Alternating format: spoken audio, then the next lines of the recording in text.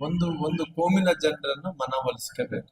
ಒಂದು ಕೋಮಿನ ಜನರಿಗೆ vote bank ಆಗಿ ಮಾಡ್ಕೋಬೇಕು ಅನ್ನೋಂತ ಕಾರಣದಿಂದ ಇವತ್ತು ಬಿಜೆಪಿಗಂತೂ ಮುಸಲ್ಮಾನರು ದೂರ ಆಗಿದ್ದಾರೆ. ಕೆಲವು ಮಂದಿ, ಎಲ್ಲರಲ್ಲ, ಕೆಲವು ಮಂದಿ ದೂರ ಆಗಿದ್ರೆ ಆಗಿರ್ಬೋದು. ಅಂದ್ರೆ ಕೆಲವು ನಾವು ನೋಡಿದಂತ ಟೈಮಲ್ಲಿ ಇಲ್ಲಿ ಆನಂದ್ ಸಿಂಗ್ ಇದನ್ನ ಬೇರೆ ಬೇರೆಯವರಿಗೆ ಅವ್ರ ವ್ಯಕ್ತಿಗಳ ಮೇಲೆ ಕೆಲವೊಂದು ಓಟ್ಗಳು ಬಿದ್ದೇ ಬೀಳ್ತಾವೆ. 5%, 6%, 10% ಓಟ್ ಬಿದ್ದೇ ಬೀಳ್ತಾವೆ. ಇಲ್ಲ ಅನ್ನಕ್ ಹೋಗಲ್ಲ, ಎಲ್ಲರೂ ಕೂಡ ಹಂಗೆ ಇದ್ದಾರೆ ಅನ್ನೋದಲ್ಲ. ಇವ್ರು ಏನಂದ್ರೆ ಕಾಂಗ್ರೆಸ್ ಪಾರ್ಟಿಯವರು ಅವರು ಇತ್ತೀಚೆಗೆ ವೋಟ್ ಬ್ಯಾಂಕ್ ರಾಜಕಾರಣ ಮಾಡಕ್ ಹೊಂಟಾರ ಸರ್. ಅಂದ್ರೆ ಒಂದೊಂದು ಕಾಸ್ಟುಗಳನ್ನ ಅದನ್ನ ವೋಟ್ ಬ್ಯಾಂಕ್ ಮಾಡ್ಕೊಳ್ಳೋ ಸಲುವಾಗಿ, ಗಟ್ಟಿ ಮಾಡ್ಕೊಳ್ಳೋ ಸಲುವಾಗಿ ಅವ್ರ ಹತ್ರ ಏನ್ ಬೇಕಾದ್ರೆ ಮಾಡ್ತಾರೆ. ಅವ್ರು ಹೆಂಗಿದಾರೆ ಅಂತ ಹೇಳಿದ್ರೆ ನಮ್ಗೆ ಓಟ್ ಬೇಕಪ್ಪ, ನಮ್ಗೆ ದೇಶ ಬೇಡ, ರಾಜ್ಯ ಬೇಡ, ನಮ್ಗೇನಪ್ಪ ಅಧಿಕಾರ ಬೇಕು. ಅಧಿಕಾರ ಬೇಕನ್ನಂತ ಟೈಮಲ್ಲಿ ಇವತ್ತು ಅವ್ರ ವೋಟ್ ಬ್ಯಾಂಕ್ ಆಗಿ ಮನವೊಲಿಸ್ಕೋಬೇಕು ಅನ್ನೋ ಒಂದು ಕೋಮಿನ ಜನರನ್ನ ಮನವೊಲಿಸ್ಕೊಳ್ಳೋ ಸಲುವಾಗಿ ಅವ್ರು ಏನ್ ಜಯಂತಿಗಳನ್ನ ಕೂಡ ಮಾಡ್ತಾರೆ. ಅವ್ರು ಎಲ್ಲರಿಗೂ ಟಿಪ್ಪು ಸುಲ್ತಾನ್ ಜಯಂತಿಯನ್ನ ಆಚರಣೆಯನ್ನ ವಿರೋಧ ಮಾಡೋದು ನಮ್ಮ ಪಕ್ಷ. ಈಗ ಅವರು ಅಲ್ಲೇ ಪುತ್ಥಳ ನಿರ್ಮಾಣ ಮಾಡ್ತಾರೆ. ನಿಮ್ಮ ಪಕ್ಷದ ಸ್ಟ್ಯಾಂಡ್ ಏನಿರುತ್ತೆ? ನಮ್ಮ ಪಾರ್ಟಿ ಸ್ಟ್ಯಾಂಡ್ ನೋಡಿ ಸರ್, ನಮ್ದು ಮುಂಚೆಯಿಂದ ಕೂಡ ಜಾತ್ಯತೀತವಾಗಿ ನಾವು ಹೋರಾಟಗಳನ್ನ ಮಾಡ್ಕೊತ ಬಂದ್ವಿ. ಮುಂಚೆಯಿಂದ ಕೂಡ ಹಿಂದೂ ರಾಷ್ಟ್ರ ಆಗಬೇಕು, ಹಿಂದುತ್ವ ಸಲುವಾಗಿ ನಾವು ನಿಂತ ಜನರು. ಯಾವತ್ತು ಕೂಡ ಹಿಂದುತ್ವ ಅನ್ನೋಂಥದ್ದು ಬಿಟ್ಟುಕೊಡಂತ ಪ್ರಶ್ನೆನೇ ಇಲ್ಲ. ನಮ್ಮ ಸ್ಟ್ಯಾಂಡ್ ಏನಿದೆ, ನಮ್ದು ಗಟ್ಟಿಯಾಗಿ ಹಿಂದೂ ಅನ್ನೋಂಥದ್ದು ಸ್ಟ್ಯಾಂಡ್ ಇರುತ್ತೆ. ಅದ್ರ ಮೇಲೆ ಕೆಲಸ ಮಾಡ್ಕೊಂಡು ಹೋಗ್ತೀವಿ. ಅಲ್ಲ, ಪುತ್ಥಳಿ ನಿರ್ಮಾಣ ವಿಚಾರದಲ್ಲಿ ಯಾವತ್ತೂ ಕೂಡ ಸ್ವಾಗತ ಮಾಡುತ್ತ ಪ್ರಶ್ನೆ ಇಲ್ಲ. ನಮ್ದು ಏನಿದ್ರೆ ಕೂಡ ನಮ್ದೇ ಆದಂತ ಅಜೆಂಡಾ ಏನಿದೆ, ಭಾರತ್ ಮಾತಾ ಕಿ ಜೈ, ಹಿಂದುತ್ವ, ರಾಮ ಮಂದಿರ, ನಮ್ದೇನಿದೆ ನಮ್ದೆಲ್ಲ ಕೂಡ ಸಮಾನತೆಯನ್ನು ಕೆಲಸ ಮಾಡ್ಕೊಂಡು ಹೋಗ್ತೀವಿ. ಒಂದು ಕೋಮಿನ ಜನರನ್ನು ಮನವೊಲಿಸ್ಕೋಬೇಕು. ಒಂದು ಕೋಮಿನ ಜನರಿಗೆ ವೋಟ್ ಬ್ಯಾಂಕ್ ಆಗಿ ಮಾಡ್ಕೋಬೇಕು ಅನ್ನೋಂತ ಕಾರಣದಿಂದ ಇವತ್ತು ಬಿಜೆಪಿಗಂತೂ ಮುಸಲ್ಮಾನರು ದೂರ ಆಗಿದ್ದಾರೆ. ಕೆಲವು ಮಂದಿ, ಎಲ್ಲರಲ್ಲ, ಕೆಲವು ಮಂದಿ ದೂರ ಆಗಿದ್ರೆ ಆಗಿರ್ಬೋದು. ಅಂದ್ರೆ ಕೆಲವು ನಾವು ನೋಡಿದಂತ ಟೈಮಲ್ಲಿ ಇಲ್ಲಿ ಆನಂದ್ ಸಿಂಗ್ ಇದನ್ನ ಬೇರೆ ಬೇರೆಯವರಿಗೆ ಅವ್ರ ವ್ಯಕ್ತಿಗಳ ಮೇಲೆ ಕೆಲವೊಂದು ಓಟ್ಗಳು ಬಿದ್ದೇ ಬೀಳ್ತಾವೆ. 5%, 6%, 10% ಓಟ್ ಬಿದ್ದೇ ಬೀಳ್ತಾವೆ. ಇಲ್ಲ ಅನ್ನಕ್ ಹೋಗಲ್ಲ, ಎಲ್ಲರೂ ಕೂಡ ಹಂಗೆ ಇದ್ದಾರೆ ಅನ್ನೋದಲ್ಲ. ಇವ್ರು ಏನಂದ್ರೆ ಕಾಂಗ್ರೆಸ್ ಪಾರ್ಟಿಯವರು ಅವರು ಇತ್ತೀಚೆಗೆ ವೋಟ್ ಬ್ಯಾಂಕ್ ರಾಜಕಾರಣ ಮಾಡಕ್ ಹೊಂಟಾರ ಸರ್.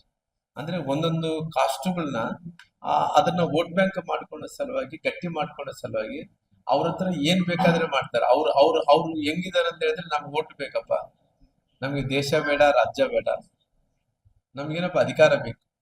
ಅಧಿಕಾರ ಬೇಕನ್ನಂತ ಟೈಮಲ್ಲಿ ಇವತ್ತು ಅವ್ರ ವೋಟ್ ಬ್ಯಾಂಕ್ ಆಗಿ ಮನವೊಲಿಸ್ಕೋಬೇಕು ಅನ್ನೋ ಒಂದು ಕೋಮಿನ ಜನರನ್ನ ಮನವೊಲಿಸ್ಕೊಳ್ಳೋ ಸಲುವಾಗಿ ಅವ್ರು ಏನ್ ಜಯಂತಿಗಳನ್ನ ಕೂಡ ಮಾಡ್ತಾರೆ. ಅವ್ರು ಎಲ್ಲರಿಗೂ ಟಿಪ್ಪು ಸುಲ್ತಾನ್ ಜಯಂತಿಯನ್ನ ಆಚರಣೆಯನ್ನ ವಿರೋಧ ಮಾಡೋದು ನಮ್ಮ ಪಕ್ಷ.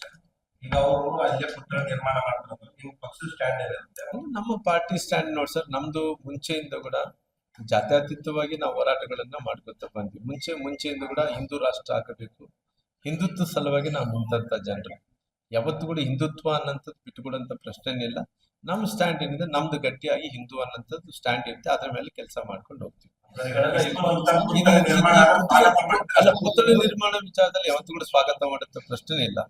ನಮ್ದು ಏನಿದ್ರೆ ಕೂಡ ನಮ್ದೇ ಆದಂತ ಅಜೆಂಡಾ ಏನಿದೆ, ಭಾರತ್ ಮಾತಾ ಕಿ ಜೈ, ಹಿಂದುತ್ವ, ರಾಮ ಮಂದಿರ, ನಮ್ದೇನಿದೆ ನಮ್ದೆಲ್ಲ ಕೂಡ ಸಮಾನತೆಯನ್ನು ಕೆಲಸ ಮಾಡ್ಕೊಂಡು ಹೋಗ್ತೀವಿ.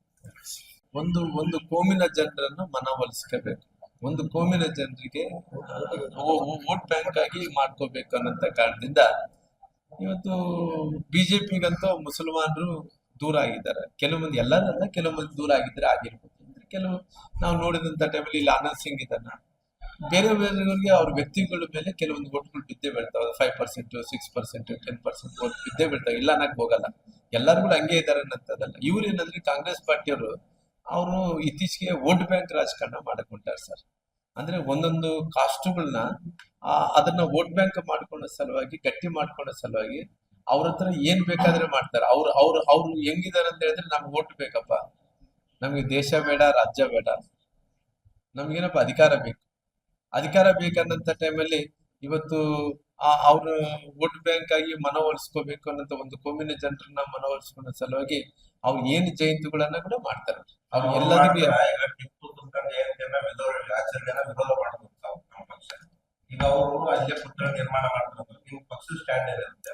ನಮ್ಮ ಪಾರ್ಟಿ ಸ್ಟ್ಯಾಂಡ್ ನೋಡಿ ಸರ್, ನಮ್ದು ಮುಂಚೆಯಿಂದ ಕೂಡ ಜಾತ್ಯತೀತವಾಗಿ ನಾವು ಹೋರಾಟಗಳನ್ನ ಮಾಡ್ಕೊತ ಬಂದ್ವಿ. ಮುಂಚೆಯಿಂದ ಕೂಡ ಹಿಂದೂ ರಾಷ್ಟ್ರ ಆಗಬೇಕು, ಹಿಂದುತ್ವ ಸಲುವಾಗಿ ನಾವು ನಿಂತ ಜನರು. ಯಾವತ್ತು ಕೂಡ ಹಿಂದುತ್ವ ಅನ್ನೋಂಥದ್ದು ಬಿಟ್ಟುಕೊಡಂತ ಪ್ರಶ್ನೆನೇ ಇಲ್ಲ. ನಮ್ಮ ಸ್ಟ್ಯಾಂಡ್ ಏನಿದೆ ನಮ್ದು ಗಟ್ಟಿಯಾಗಿ ಹಿಂದೂ ಅನ್ನೋಂಥದ್ದು ಸ್ಟ್ಯಾಂಡ್ ಇರುತ್ತೆ, ಅದ್ರ ಮೇಲೆ ಕೆಲಸ ಮಾಡ್ಕೊಂಡು ಹೋಗ್ತೀವಿ. ಅಲ್ಲ, ಪುತ್ಥಳಿ ನಿರ್ಮಾಣ ವಿಚಾರದಲ್ಲಿ ಯಾವತ್ತೂ ಕೂಡ ಸ್ವಾಗತ ಮಾಡುತ್ತೆ ಪ್ರಶ್ನೆ ಇಲ್ಲ. ನಮ್ದು ಏನಿದ್ರೆ ಕೂಡ ನಮ್ದೇ ಆದಂತ ಅಜೆಂಡಾ ಏನಿದೆ, ಭಾರತ್ ಮಾತಾ ಕಿ ಜೈ, ಹಿಂದುತ್ವ, ರಾಮ ಮಂದಿರ, ನಮ್ದೇನಿದೆ ನಮ್ದೆಲ್ಲ ಕೂಡ ಸಮಾನತೆಯನ್ನು ಕೆಲಸ ಮಾಡ್ಕೊಂಡು ಹೋಗ್ತೀವಿ. ಒಂದು ಕೋಮಿನ ಜನರನ್ನು ಮನವೊಲಿಸ್ಕೋಬೇಕು, ಒಂದು ಕೋಮಿನ ಜನರಿಗೆ ವೋಟ್ ಬ್ಯಾಂಕ್ ಆಗಿ ಮಾಡ್ಕೋಬೇಕು ಅನ್ನೋಂಥ ಕಾರಣದಿಂದ ಇವತ್ತು ಬಿಜೆಪಿಗಂತೂ ಮುಸಲ್ಮಾನರು ದೂರ ಆಗಿದ್ದಾರೆ. ಕೆಲವು ಮಂದಿ, ಎಲ್ಲರಲ್ಲ, ಕೆಲವು ಮಂದಿ ದೂರ ಆಗಿದ್ರೆ ಆಗಿರ್ಬೋದು. ಕೆಲವು ನಾವು ನೋಡಿದಂತ ಟೈಮಲ್ಲಿ ಇಲ್ಲಿ ಆನಂದ್ ಸಿಂಗ್ ಇದನ್ನ ಬೇರೆ ಬೇರೆಯವರಿಗೆ ಅವ್ರ ವ್ಯಕ್ತಿಗಳ ಮೇಲೆ ಕೆಲವೊಂದು ಓಟ್ಗಳು ಬಿದ್ದೇ ಬೀಳ್ತಾವೆ. 5%, 6%, 10% ಓಟ್ ಬಿದ್ದೇ ಬೀಳ್ತಾವೆ. ಇಲ್ಲ ಅನ್ನಕ್ ಹೋಗಲ್ಲ, ಎಲ್ಲರೂ ಕೂಡ ಹಂಗೆ ಇದ್ದಾರೆ ಅನ್ನೋಂಥದ್ದಲ್ಲ. ಇವ್ರು ಏನಂದ್ರೆ ಕಾಂಗ್ರೆಸ್ ಪಾರ್ಟಿಯವರು ಅವರು ಇತ್ತೀಚೆಗೆ ವೋಟ್ ಬ್ಯಾಂಕ್ ರಾಜಕಾರಣ ಮಾಡಕ್ ಹೊಂಟಾರೆ ಸರ್. ಅಂದ್ರೆ ಒಂದೊಂದು ಕಾಸ್ಟುಗಳನ್ನ ಅದನ್ನ ವೋಟ್ ಬ್ಯಾಂಕ್ ಮಾಡ್ಕೊಳ್ಳೋ ಸಲುವಾಗಿ, ಗಟ್ಟಿ ಮಾಡ್ಕೊಳ್ಳೋ ಸಲುವಾಗಿ ಅವ್ರ ಹತ್ರ ಏನ್ ಬೇಕಾದ್ರೆ ಮಾಡ್ತಾರೆ. ಅವ್ರು ಹೆಂಗಿದಾರೆ ಅಂತ ಹೇಳಿದ್ರೆ ನಮ್ಗೆ ಓಟ್ ಬೇಕಪ್ಪ, ನಮ್ಗೆ ದೇಶ ಬೇಡ, ರಾಜ್ಯ ಬೇಡ, ನಮ್ಗೇನಪ್ಪ ಅಧಿಕಾರ ಬೇಕು. ಅಧಿಕಾರ ಬೇಕನ್ನಂತ ಟೈಮಲ್ಲಿ ಇವತ್ತು ಅವ್ರ ವೋಟ್ ಬ್ಯಾಂಕ್ ಆಗಿ ಮನವೊಲಿಸ್ಕೋಬೇಕು ಅನ್ನೋಂಥ ಒಂದು ಕೋಮಿನ ಜನರನ್ನ ಮನವೊಲಿಸ್ಕೊಳ್ಳೋ ಸಲುವಾಗಿ ಅವ್ರು ಏನ್ ಜಯಂತಿಗಳನ್ನ ಕೂಡ ಮಾಡ್ತಾರೆ. ಅವ್ರು ಎಲ್ಲದಕ್ಕೂ ಟಿಪ್ಪು ಸುಲ್ತಾನ್ ಜಯಂತಿಯನ್ನ ಆಚರಣೆಯನ್ನ ವಿರೋಧ ಮಾಡ್ಬೇಕು ನಮ್ಮ ಪಕ್ಷ. ಈಗ ಅವರು ಅಲ್ಲೇ ಪುತ್ಥಳಿ ನಿರ್ಮಾಣ ಮಾಡ್ತಾರೆ, ನಿಮ್ ಪಕ್ಷದ ಸ್ಟ್ಯಾಂಡ್ ಏನಿರುತ್ತೆ? ನಮ್ಮ ಪಾರ್ಟಿ ಸ್ಟ್ಯಾಂಡ್ ನೋಡಿ ಸರ್, ನಮ್ದು ಮುಂಚೆಯಿಂದ ಕೂಡ ಜಾತ್ಯತೀತವಾಗಿ ನಾವು ಹೋರಾಟಗಳನ್ನ ಮಾಡ್ಕೊತ ಬಂದ್ವಿ. ಮುಂಚೆಯಿಂದ ಕೂಡ ಹಿಂದೂ ರಾಷ್ಟ್ರ ಆಗಬೇಕು, ಹಿಂದುತ್ವ ಸಲುವಾಗಿ ನಾವು ನಿಂತ ಜನರು.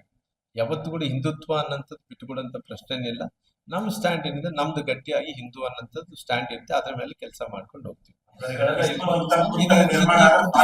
ಅಲ್ಲ, ಪುತ್ಥಳಿ ನಿರ್ಮಾಣ ವಿಚಾರದಲ್ಲಿ ಯಾವತ್ತೂ ಕೂಡ ಸ್ವಾಗತ ಮಾಡುತ್ತೆ ಪ್ರಶ್ನೆ ಇಲ್ಲ.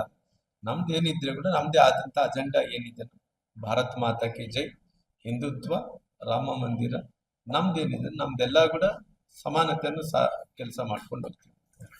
ಒಂದು ಕೋಮಿನ ಜನರನ್ನು ಮನವೊಲಿಸ್ಕೋಬೇಕು, ಒಂದು ಕೋಮಿನ ಜನರಿಗೆ ವೋಟ್ ಬ್ಯಾಂಕ್ ಆಗಿ ಮಾಡ್ಕೋಬೇಕು ಅನ್ನೋಂಥ ಕಾರಣದಿಂದ ಇವತ್ತು ಬಿಜೆಪಿಗಂತೂ ಮುಸಲ್ಮಾನರು ದೂರ ಆಗಿದ್ದಾರೆ. ಕೆಲವು ಮಂದಿ, ಎಲ್ಲರಲ್ಲ, ಕೆಲವು ಮಂದಿ ದೂರ ಆಗಿದ್ರೆ ಆಗಿರ್ಬೋದು. ಕೆಲವು ನಾವು ನೋಡಿದಂತ ಟೈಮಲ್ಲಿ ಇಲ್ಲಿ ಆನಂದ್ ಸಿಂಗ್ ಇದನ್ನ ಬೇರೆ ಬೇರೆಯವರಿಗೆ ಅವ್ರ ವ್ಯಕ್ತಿಗಳ ಮೇಲೆ ಕೆಲವೊಂದು ಓಟ್ಗಳು ಬಿದ್ದೇ ಬೀಳ್ತಾವೆ. 5%, 6%, 10% ಓಟ್ ಬಿದ್ದೇ ಬೀಳ್ತಾವೆ. ಇಲ್ಲ ಅನ್ನಕ್ ಹೋಗಲ್ಲ, ಎಲ್ಲರೂ ಕೂಡ ಹಂಗೆ ಇದ್ದಾರೆ ಅನ್ನೋಂಥದ್ದಲ್ಲ. ಇವ್ರು ಏನಂದ್ರೆ ಕಾಂಗ್ರೆಸ್ ಪಾರ್ಟಿಯವರು ಅವರು ಇತ್ತೀಚೆಗೆ ವೋಟ್ ಬ್ಯಾಂಕ್ ರಾಜಕಾರಣ ಮಾಡಕ್ ಹೊಂಟಾರೆ ಸರ್. ಅಂದ್ರೆ ಒಂದೊಂದು ಕಾಸ್ಟುಗಳನ್ನ ಅದನ್ನ ವೋಟ್ ಬ್ಯಾಂಕ್ ಮಾಡ್ಕೊಳ್ಳೋ ಸಲುವಾಗಿ, ಗಟ್ಟಿ ಮಾಡ್ಕೊಳ್ಳೋ ಸಲುವಾಗಿ ಅವ್ರ ಹತ್ರ ಏನ್ ಬೇಕಾದ್ರೆ ಮಾಡ್ತಾರೆ. ಅವ್ರು ಹೆಂಗಿದಾರೆ ಅಂತ ಹೇಳಿದ್ರೆ ನಮ್ಗೆ ಓಟ್ ಬೇಕಪ್ಪ, ನಮ್ಗೆ ದೇಶ ಬೇಡ, ರಾಜ್ಯ ಬೇಡ, ನಮ್ಗೇನಪ್ಪ ಅಧಿಕಾರ ಬೇಕು.